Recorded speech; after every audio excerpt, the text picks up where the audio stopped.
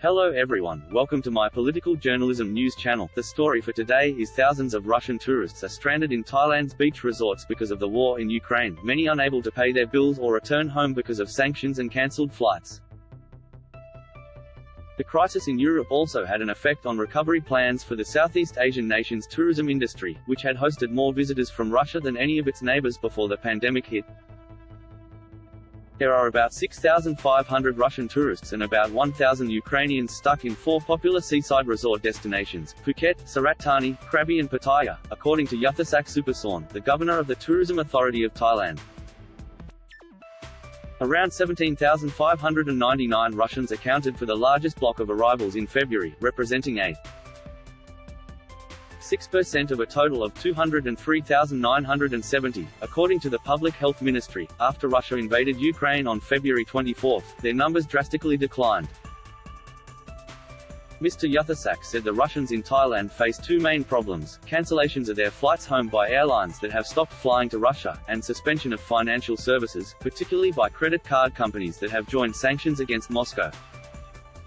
There are also some who prefer to delay their return. There are some airlines that still fly to Russia, but travelers have to transit in another country, Mr. Yuthasak said. We are trying to coordinate and search for flights for them. While almost all direct flights from Russia have been suspended, connections are still available through major carriers based in the Middle East. He said efforts are also being made to find alternative methods of payment for Russian tourists.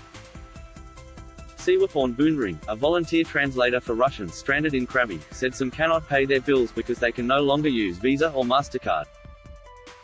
Many have cash, and those with Union Pay credit cards, which are issued by a Chinese financial services company, can still use them, but payment by cryptocurrency is not allowed, she said. Many hotels have helped by offering discounted rates. Thailand's government has offered 30-day visa extensions without payment and is trying to find low-cost, alternative accommodation for people forced to stay for an extended period. The problems associated with the war in Ukraine have compounded Thailand's hopes for economic recovery. Thai authorities later this year expect to drop most quarantine and testing regulations that have been in place to fight the spread of the virus, which would make entry easier for foreign travelers. Thailand may have to lower its targets for tourist arrivals and revenues this year because of the knock-on effects of rising oil prices and inflation on global travel, Mr. Yuthasak was quoted as saying by the Bangkok Post newspaper. Tourism is still a key engine to revive our economy, even though revenue was stymied by negative factors, he said.